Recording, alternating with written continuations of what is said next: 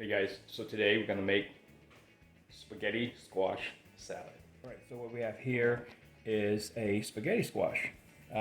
Roughly, dimensions roughly 7 inches by circumference of about 14 inches, right?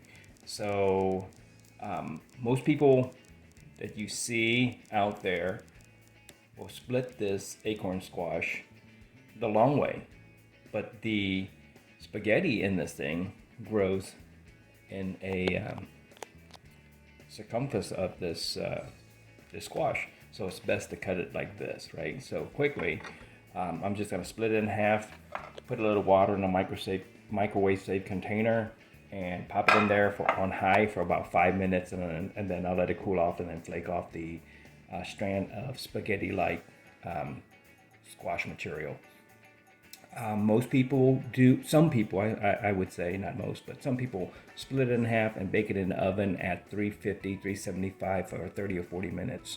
I do not see the difference in taste. So with that, let me get working and then I'll bring you back. All right, so in splitting this in half, what you're gonna wanna do is to remove all the seeds on the inside and all the membrane. The membranes and the seeds the seeds are consumable. You can consume. They're edible, but they're not that good. And the little, I guess, the membranes that hold the seeds in the middle of this squash is extremely bitter. So if you like the bitter taste, then yes, you can leave some of it in there, but it's an awful bitter for me. So I'm gonna scrape all that out and then pretty much put it upside down in the container. Placing the cut end down in this microwave container. So I'm bringing you back just to share something with you. This squash has been on my counter for a little longer than I would like, and the seeds inside have sprouted into like a bean sprout. Is it consumable? Yeah, I just tried it and it's extremely bitter, so I don't recommend this. You eat this, but I guess you can. Right, so there's nothing wrong with the squash itself. It's just sprouted on the inside here. Again, let me finish up. I'll be back. So I just pulled this out of the microwave. I had it in for 5 minutes, and it wasn't where I needed to be, so I hit it with two more minutes.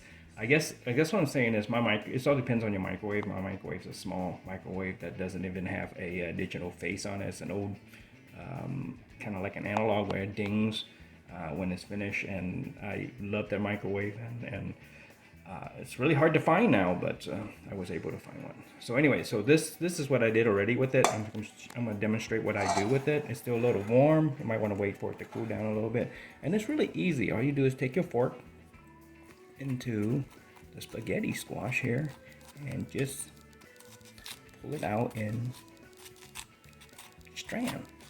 Let me do one real fast batch, and I'll move on to the next step. All right. So just pull it out, and it just goes on and on. There's quite a bit of it. Keep it kind of crunchy. You don't want to overcook your squash. And all you gotta do is get a mush, and it's still good with butter. Anyways, so I'm gonna finish that out. But let me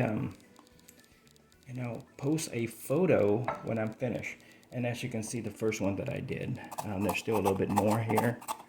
Right, you just pull out, and just continue to go. And it's quite a bit off of one little squash, right? You saw the dimension of it. So what else go in my salad? It's whatever you have in the refrigerator. And then we're gonna move on to the dressing.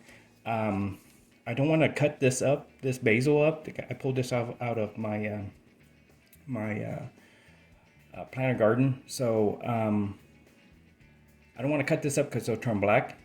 So I'll break off the leaves and toss it in the salad here when I'm finished. So what I have here is spaghetti squash, thinly sliced onions. I did use some ice water on it to cool it down a little bit. Some pepperoni peppers. It's a salad. You do what you want with it. The peppers I actually pickle myself. Some radishes, that's because I have on hand. I don't have any tomatoes, and I don't want to run to the store just for a special trip. And then I have some pickled carrots that I matchstick, julienne, whatever. Right, so I did pickle the carrots myself. along with some asparagus sprigs, right? So that's what we have now. So now we're gonna move on to the dressing. And it's gonna be a substantial salad. I'll mix it all in here, and then I put it back into the vessel that I cooked it with. So the salad dressing. So it's gonna be a very simple vinaigrette. What I have here is the basil. We had way too much basil, so I dried some, and I'm gonna crush it up, right?